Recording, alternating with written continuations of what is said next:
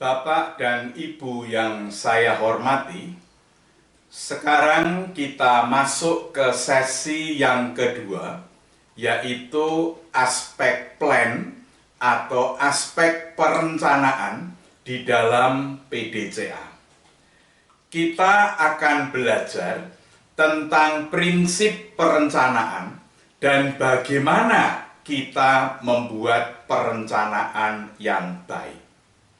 Sebelumnya, mari kita saksikan video klip berikut ini. Highland Tower, Malaysia. Ada 3 buah gedung yang terlihat berdiri kokoh di Taman Hillview, Ulu Klang, Selangor, Malaysia. Pada tanggal 11 Desember 1993, salah satu dari 3 bangunan itu pun runtuh. Tercatat sebanyak 48 orang tewas. 12 diantaranya adalah warga asing. 1 orang berkebangsaan Inggris, 1 orang berkebangsaan Jepang, 2 orang berkebangsaan India, 2 orang berkebangsaan Korea Selatan, 3 orang berkebangsaan Filipina, dan 3 orang berkebangsaan Indonesia.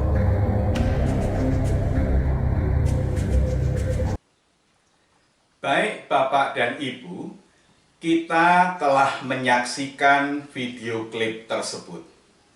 Sekarang, mari kita berdiskusi. Menurut Bapak dan Ibu, mengapa bangunan itu roboh? Dan hal-hal apa saja yang menyebabkan bangunan itu roboh? Mari, silahkan Bapak dan Ibu berpendapat dari video klip tersebut. Mengapa bangunan itu roboh? Silahkan. Baik sekali Bapak dan Ibu. Memang banyak sekali yang menyebabkan bangunan itu roboh.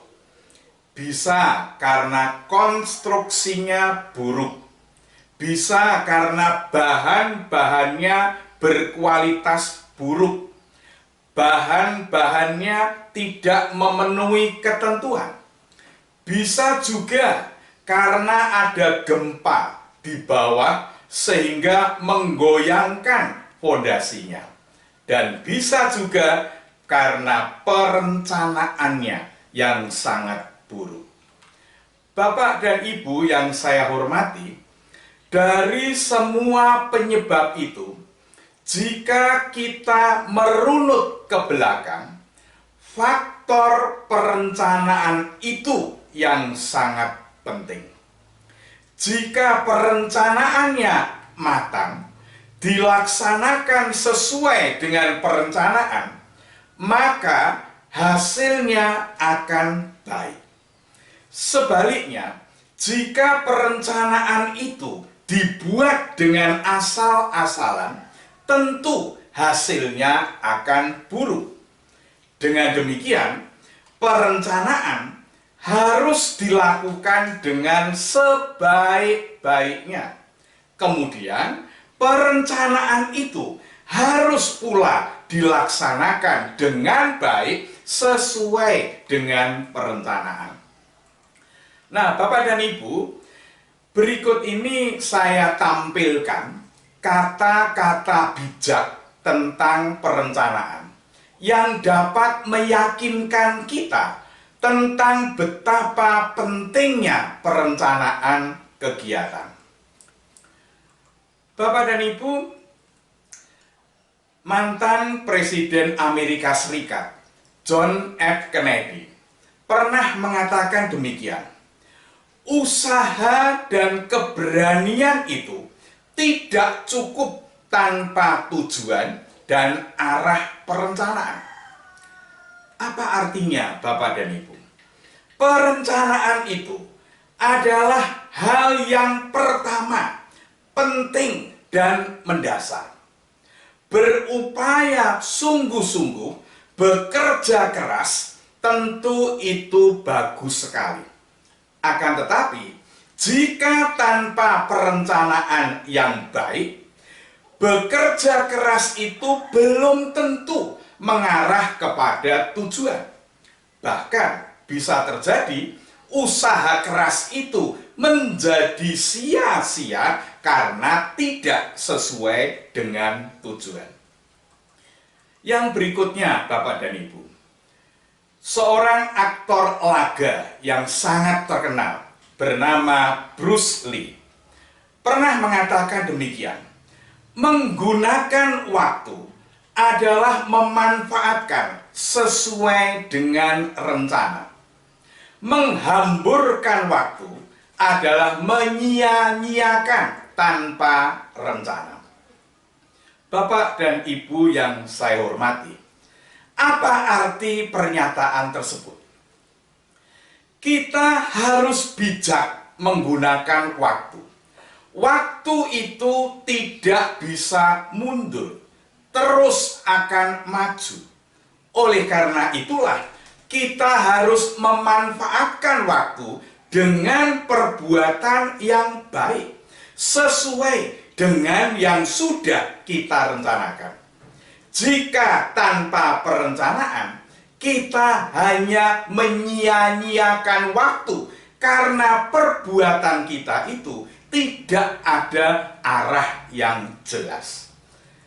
Dan yang berikut, Bapak Ibu, seorang mantan Perdana Menteri Inggris yang memerintah dari tahun 1940 sampai 1945, Winston Churchill, pernah mengatakan demikian: mari kita jadikan rasa khawatir menjadi pemikiran dan perencanaan yang sehat. Bapak dan Ibu, apa arti pernyataan tadi? Kita semua mempunyai kekhawatiran terhadap masa depan hidup kita. Kita mempunyai tujuan dan harapan. Kita khawatir apakah tujuan dan harapan itu bisa tercapai. Untuk mengatasi kekhawatiran itu, mari kita membuat perencanaan yang sehat. Artinya, perencanaan yang rasional sesuai dengan keberadaan kita masing-masing. Perencanaan yang baik akan menimbulkan ketentraman karena memberikan langkah dan arah yang jelas. Bapak, Ibu yang saya hormati, sekarang saya mengajak Bapak Ibu berefleksi dengan menjawab pertanyaan saya berikut ini. Yang pertama, apa mimpi atau visi atau rencana besar sekolah Bapak dan Ibu? Yang kedua, apakah Bapak dan Ibu sudah membuat perencanaan di dalam rangka untuk meraih visi itu? Yang ketiga, apakah rencana yang dibuat itu sudah dilaksanakan? Dan yang terakhir, setelah dilaksanakan, bagaimana hasilnya? Bapak dan Ibu, ada 4 pertanyaan reflektif. Silakan Bapak Ibu berdiskusi untuk membahas pertanyaan tersebut. Dipersilakan. Baik, Bapak dan Ibu, terima kasih Bapak dan Ibu telah menyampaikan refleksinya. Itu sangat penting untuk menindaklanjutinya. Apapun jawaban Bapak dan Ibu, itu sangat baik. Bapak dan Ibu sekarang menjadi tahu mana yang perlu diperbaiki dan mana yang perlu diperkuat. Sekarang mari kita lanjutkan. Bapak dan Ibu, yang disebut dengan plan atau perencanaan adalah merencanakan sasaran atau tujuan dan proses yang dibutuhkan untuk menentukan hasil yang sesuai dengan spesifikasi. Bapak dan Ibu, yang direncanakan adalah tujuannya dan prosesnya, dan perencanaan itu untuk menentukan hasil yang sesuai dengan spesifikasi. Bapak dan Ibu, dengan demikian tujuan di dalam perencanaan adalah tujuan yang jelas untuk pelanggan maupun untuk organisasi. Kemudian proses itu juga dibuat dengan jelas. Proses yang jelas, sistematis, runtut, dan benar. Dan semuanya itu untuk mendapatkan hasil yang sesuai dengan yang ditargetkan. Bapak dan Ibu, mari kita perhatikan satu persatu prinsip perencanaan. Yang pertama, perencanaan harus menjadi kegiatan pertama dalam seluruh proses manajemen. Apapun yang akan kita lakukan, langkah pertama harus membuat perencanaan. Dan di dalam sebuah organisasi, perencanaan itu dibuat secara tertulis. Yang kedua, perencanaan harus membantu tercapainya tujuan, dapat benar-benar digunakan. Apa artinya Bapak Ibu? Kita membuat perencanaan, perencanaan itu dapat dipakai untuk melaksanakan kegiatan. Apa artinya sebuah perencanaan yang demikian rinci, yang demikian detail, tetapi kita kesulitan untuk melaksanakannya?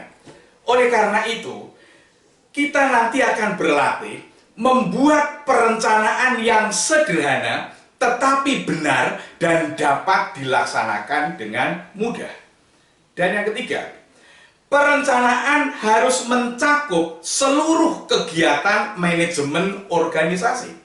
Kita tahu di sekolah begitu banyak kegiatan yang dilaksanakan, sehingga semua kegiatan yang dilaksanakan di sekolah harus diawali dengan membuat perencanaan. Yang keempat, perencanaan itu harus ada alternatif, baik menyangkut bahan, SDM, waktu, dan sebagainya. Apa artinya? Ketika kita membuat perencanaan, kita harus membuat perencanaan yang lain. Itu yang dimaksud dengan rencana B. Jika perencanaan yang satu ternyata meleset, maka kita sudah punya alternatif dengan perencanaan yang lain. Yang kelima, perencanaan itu harus ada target proses dan hasil. Setiap kali kita membuat perencanaan, kita menyusun target prosesnya seperti apa dan target hasilnya seperti apa. Yang sering terjadi ketika membuat perencanaan hanya menargetkan hasilnya. Nah, kita akan membuat perencanaan yang lengkap. Kita targetkan prosesnya berjalan dengan baik dan hasilnya itu sesuai dengan target. Yang berikutnya, yang keenam, perencanaan harus mengungkapkan hal-hal yang penting saja, tidak perlu bertele-tele. Itulah sebabnya kita akan menyusun perencanaan yang sederhana, yang penting-penting saja, tidak bertele-tele, supaya kita dapat melaksanakan dengan baik. Yang ketujuh, perencanaan harus bisa ditinjau ulang sesuai dengan kondisi yang ada, selalu diperbaharui.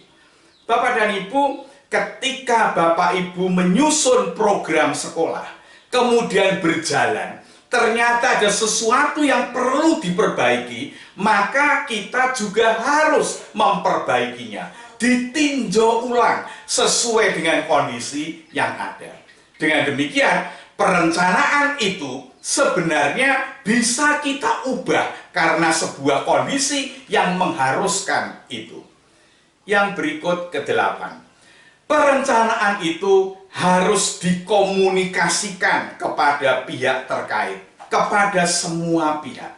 Ketika kita menyusun perencanaan dan perencanaan itu sudah jadi, maka perencanaan itu harus dibagikan, disampaikan kepada pihak lain. Sebagai contoh, ketika kepala sekolah menyusun program supervisi, setelah program supervisi itu selesai, maka itu dibagikan, dikomunikasikan kepada semua guru. Bapak dan Ibu yang saya hormati,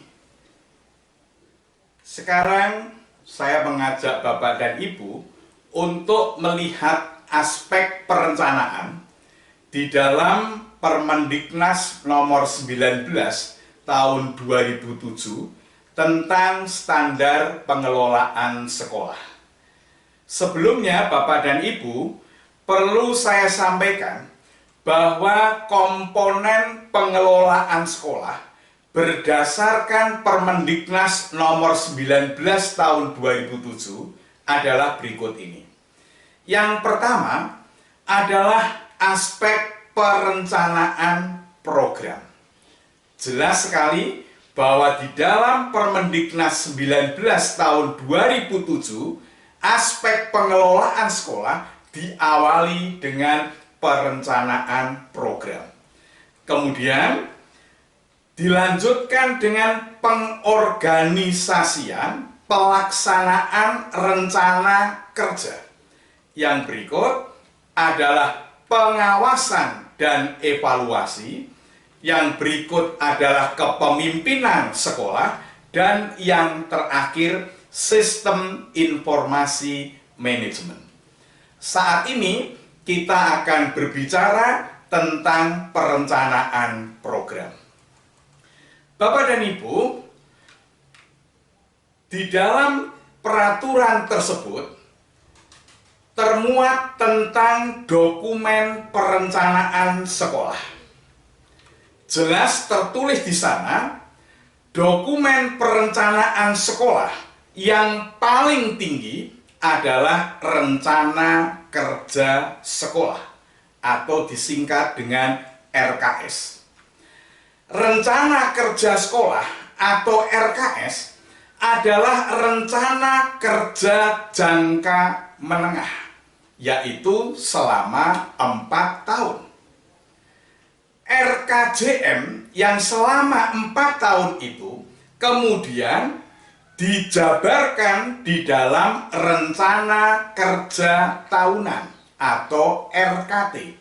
Dengan demikian, satu rencana kerja sekolah usianya 4 tahun kemudian dijabarkan menjadi RKT tahunan. Bapak dan Ibu, dari RKT tersebut kemudian dijabarkan menjadi program kerja setiap bagian. Misalnya, program kerja kepala sekolah, program kerja guru, dan sebagainya. Dari program kerja itu, lalu diturunkan berikutnya adalah proposal setiap kegiatan.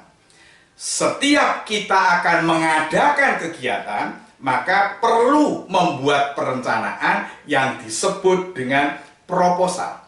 Dengan demikian, RKS adalah rencana besar sekolah selama 4 tahun. Sedangkan proposal adalah rencana kegiatan setiap kegiatan. Dengan demikian, Bapak Ibu, proposal adalah unit perencanaan yang paling bawah atau paling kecil.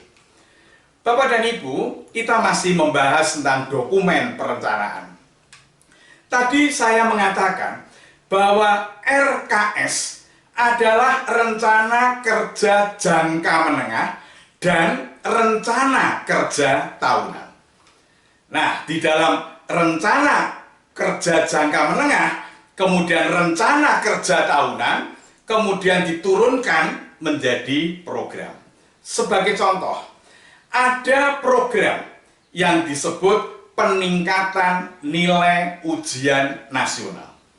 Dari program peningkatan nilai ujian nasional, lalu dijabarkan menjadi kegiatan-kegiatan.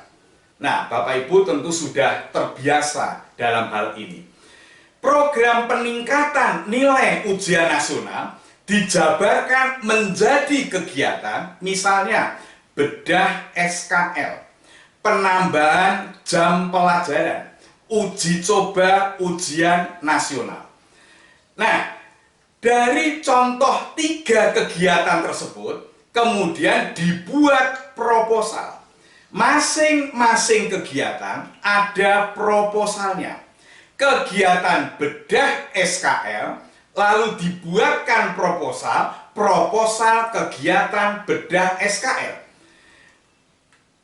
Kegiatan penambahan jam, kemudian dibuatkan proposal kegiatan jam tambahan. Demikian juga kegiatan uji coba ujian nasional dibuatkan proposal, yaitu proposal kegiatan uji coba ujian nasional. Bapak dan Ibu, sekarang mari kita bersama-sama berlatih menyusun proposal sebagai unit terkecil aspek perencanaan. Bapak dan Ibu, berikut ini akan saya tampilkan 2 contoh proposal sederhana. Pertama, proposal kegiatan akademik, saya ambil contoh penilaian tengah semester. Dan contoh proposal yang kedua adalah kegiatan non-akademik, yaitu mengikuti lomba deklamasi. Mari kita mulai contoh yang pertama. Nah, Bapak Ibu bisa melihat dokumen contoh tersebut. Kita mulai dengan judul Proposal Penilaian Tengah Semester. Semester 1 tahun pelajaran berapa. Kita mulai dengan dasar. Dasar adalah berbagai landasan peraturan, landasan hukum yang dipakai untuk kegiatan penilaian tengah semester. Yang pertama, Permendikbud nomor 23 tahun 2016 tentang standar penilaian pendidikan. Ini bisa berubah jika ternyata nanti ada Permendikbud yang baru, maka yang ditulis adalah yang baru. Yang kedua adalah rencana kerja tahunan. Yang ketiga, kalender pendidikan. Dan yang keempat, rapat pleno kepala sekolah bersama seluruh pendidik dan tenaga kependidikan pada tanggal berapa. Nah, semuanya ini menjadi dasar pelaksanaan penilaian tengah semester. Dengan demikian Bapak dan Ibu, dokumen-dokumen yang menjadi dasar itu Bapak dan Ibu harus sudah mempunyai secara tertulis. Yang berikut ada tujuan. Tujuan penilaian tengah semester yang pertama adalah untuk mengetahui tingkat penguasaan kompetensi dasar siswa setelah mengikuti proses pembelajaran selama 8 sampai 9 minggu.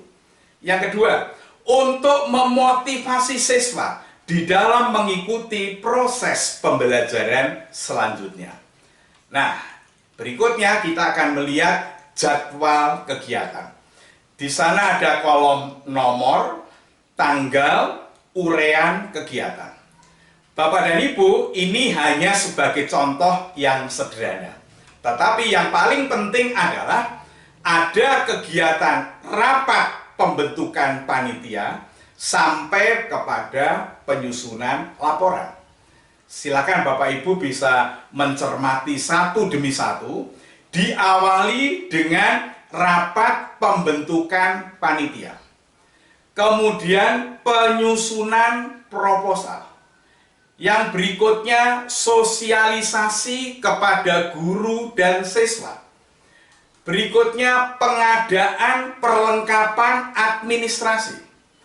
Penyusunan kisi-kisi dan soal. Kemudian penggandaan soal. Lalu pelaksanaan penilaian tengah semester. Dilanjutkan dengan koreksi pekerjaan siswa. Dilanjutkan dengan pembagian hasil penilaian tengah semester. Lalu rapat evaluasi dan diakhiri dengan penyusunan laporan. Ini yang disebut sebagai proses yang direncanakan. Diawali dengan rapat pembentukan panitia sampai pada penyusunan laporan. Yang berikut Bapak Ibu, yaitu proses dan hasil yang diharapkan. Bagaimana proses dan hasil yang kita harapkan nanti? Ada dua. Yang pertama, terlaksananya penilaian tengah semester 1 dengan efektif dan efisien. Sejumlah 100% siswa dapat mengikuti PTS dengan baik. Ini adalah target proses. Kita berharap proses itu berjalan dengan efektif dan efisien, dan target kita adalah sejumlah 100% siswa dapat mengikuti PTS dengan baik. Nah, yang kedua adalah target hasil. Terwujudnya ketuntasan belajar yang memadai. Minimal sejumlah 90% siswa mendapatkan nilai ketuntasan belajar sesuai dengan KKM. Nah, jelas Bapak Ibu, di bagian ini targetnya adalah target proses dan target hasil. Setelah itu adalah kepanitiaan. Nah, Bapak dan Ibu, kepanitiaan terdiri atas yang pertama, penanggung jawab. Penanggung jawab selalu kepala sekolah. Sehingga kepala sekolah selalu menjadi panitia di dalam setiap kegiatan sebagai penanggung jawab. Yang kedua adalah ketua, kemudian sekretaris, kemudian bendahara, dan anggota. Dilanjutkan dengan rancangan kegiatan. Sederhana sekali. Kita tuliskan sumber anggarannya dari mana. Kemudian rincian anggarannya untuk apa saja. Dan ini nanti akan kita jabarkan secara detail pada bagian lampiran. Nah, Bapak dan Ibu, sekarang kita masuk pada bagian akhir, yaitu lampiran. Ini adalah contoh. Yang pertama yang harus dilampirkan, yaitu SK Kepala Sekolah tentang panitia penilaian tengah semester. Kita buatkan SK-nya. Bapak dan Ibu, di dalam SK itu ada kepanitiaan, kemudian ada rincian tugas dari panitia. Itu yang sering kadang kita lupa menyusun kepanitiaan, tetapi tidak ada rincian tugasnya. SK ini menjadi dasar bagi teman-teman yang dijadikan panitia. Nah, dengan demikian secara hukum bahwa teman-teman melaksanakan tugas itu adalah sah. Kemudian dilanjutkan jadwal penilaian tengah semester, kartu tanda peserta, jadwal pengawasan, rincian anggaran, dan sebagainya. Nah, dengan demikian Bapak Ibu, ini contoh proposal penilaian tengah semester. Saya berharap Bapak dan Ibu bisa membuat ini, bahkan mungkin bisa membuat lebih baik, lebih lengkap. Tapi paling tidak, dengan proposal yang sederhana ini, kita dapat membuat dan kemudian dapat kita pakai sebagai panduan untuk melaksanakan kegiatan.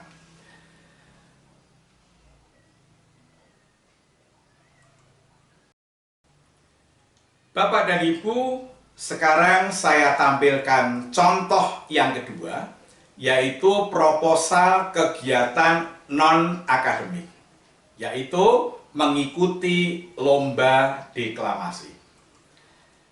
Nah, kita berangkat dari dasar. Dasar yang pertama, Permendikbud nomor 20 tahun 2016 tentang standar kompetensi lulusan. Kalau nanti ada aturan yang terbaru, maka yang kita tulis adalah yang terbaru. Yang menyangkut lomba itu adalah tetap masuk ke standar kompetensi lulusan. Yang kedua, Surat Kepala Dinas Pendidikan dan Kebudayaan nomor sekian, tentu tentang lomba deklamasi. Yang ketiga, rencana kerja tahunan. Nah, Bapak dan Ibu, jika ternyata di dalam RKT itu tidak ada rencana itu, karena lomba itu sifatnya dadakan, maka tidak perlu ditulis. Dan yang keempat, selalu diakhiri dengan rapat pleno kepala sekolah bersama seluruh guru dan karyawan pada tanggal sekian. Mengapa ini penting? Supaya apa? Setiap kegiatan yang akan dilaksanakan sekolah, semua personal sekolah itu mengetahuinya. Kemudian tujuannya adalah Bapak dan Ibu bisa menggunakan contoh tujuan ini dipakai untuk kegiatan non-akademik yang lain. Tujuan pertama, menumbuh kembangkan kecintaan siswa terhadap seni sastra, khususnya deklamasi. Yang kedua, memberikan kesempatan kepada siswa berbakat untuk dapat mengembangkan potensinya secara optimal, khususnya di dalam bidang seni berdeklamasi. Yang ketiga, menumbuh kembangkan budaya berkompetisi dalam bidang non-akademik, khususnya dalam bidang seni berdeklamasi. Yang keempat, mendapatkan prestasi non-akademik. Jangan lupa, tujuan mengikuti lomba tidak ada lain, salah satunya adalah mendapatkan prestasi non-akademik, khususnya bidang seni berdeklamasi dalam mewujudkan sekolah yang berkualitas. Dan yang terakhir Bapak Ibu, tujuannya apa kita mengikuti lomba? Tidak ada lain adalah mempromosikan sekolah kepada pemerintah, masyarakat, orang tua melalui keikutsertaan sekolah di dalam mengikuti lomba, khususnya dalam hal seni berdeklamasi. Nah, Bapak dan Ibu, tujuan ini dapat kita pakai untuk kegiatan yang sejenis. Nah, kita masuk kepada jadwal kegiatan. Sama dengan yang tadi. Diawali dengan rapat koordinasi dan diakhiri dengan penyusunan laporan. Kita lihat satu demi satu. Diawali dengan rapat koordinasi. Di sana ada mempelajari pedoman lomba dan menentukan langkah-langkah mengikuti lomba. Kemudian membentuk tim atau panitia lomba. Setelah itu semua selesai, dilanjutkan dengan penyusunan proposal. Kemudian sosialisasi kepada guru dan siswa. Setelah itu ada seleksi calon peserta lomba dan penentuan peserta lomba. Itu jika dipandang pesertanya itu satu atau dua, tetapi yang akan ikut itu lebih dari itu. Kemudian ada pelatihan peserta lomba. Kemudian ada pelaksanaan lomba, dilanjutkan dengan rapat evaluasi, dan diakhiri dengan penyusunan laporan. Ini adalah rangkaian kegiatan proses kegiatan di dalam rangka mengikuti lomba deklamasi. Diawali dengan rapat koordinasi dan diakhiri dengan penyusunan laporan. Nah, kita masuk pada proses dan hasil yang diharapkan. Yang pertama, sekolah dapat mempersiapkan lomba membaca deklamasi dengan tertib dan serius dari proses seleksi sampai pelatihan. Ini adalah target proses. Sekolah dapat mempersiapkan lomba deklamasi dengan tertib. Yang kedua, sekolah dapat mengikuti lomba deklamasi dengan baik. Mengirimkan 2 peserta, 1 laki-laki dan 1 perempuan sesuai dengan petunjuk pelaksanaan. Ini belum sampai kepada hasil. Baru kemudian yang ketiga, sekolah dapat meraih prestasi lomba deklamasi minimal 5 besar di Kabupaten Boyolali. Ini contoh. Bapak dan Ibu, kemudian setelah itu pada bagian kepanitiaan atau tim. Tetap yang nomor 1 adalah penanggung jawab adalah kepala sekolah. Kemudian ada ketua tim, ada sekretaris, ada bendahara. Dan Bapak Ibu bisa melihat karena ini lomba, mempersiapkan lomba, maka ada pelatih. Bisa pelatih itu dari dalam, bisa juga pelatih itu dari luar. Dan yang berikut adalah rancangan anggaran, sumber anggarannya dari mana, kemudian rincian anggarannya untuk apa saja. Rincian anggaran secara teliti, secara detail, itu dilampirkan di dalam proposal itu. Nah, bagian lampiran adalah surat dari Dinas Pendidikan dan Kebudayaan dan seterusnya tentang informasi dan petunjuk pelaksanaan lomba deklamasi. Nah, kita berharap setiap kali ada informasi lomba, itu ada surat tertulis. Tetapi bisa terjadi informasi itu melalui WA. Tulis ada di sana. Informasi pesan pendek tanggal sekian dari mana. Itu bisa dituliskan di sana. Kemudian yang kedua, SK Kepala Sekolah tentang panitia atau tim penyiapan lomba deklamasi. Dan yang terakhir adalah jadwal pembinaan atau penyiapan lomba deklamasi. Nah, Bapak dan Ibu, itu contoh proposal non-akademik. Nah, dengan demikian, saya sudah memberikan 2 contoh kegiatan akademik dan contoh kegiatan non-akademik. Semoga dengan 2 contoh itu, kita bisa membuat perencanaan itu dengan mudah, dengan baik, dan dengan benar. Nah, Bapak Ibu yang saya hormati, nah selanjutnya saya memberikan tugas kepada Bapak dan Ibu. Tugasnya adalah buatlah proposal kegiatan akademik dan non-akademik. Masing-masing 1 proposal saja. Berdasarkan contoh yang sudah kita pelajari bersama. Harapannya ke depan, semua kegiatan yang dilaksanakan di sekolah itu mempunyai proposal yang baik. Demikian Bapak dan Ibu, selamat belajar dan selamat berlatih. Terima kasih.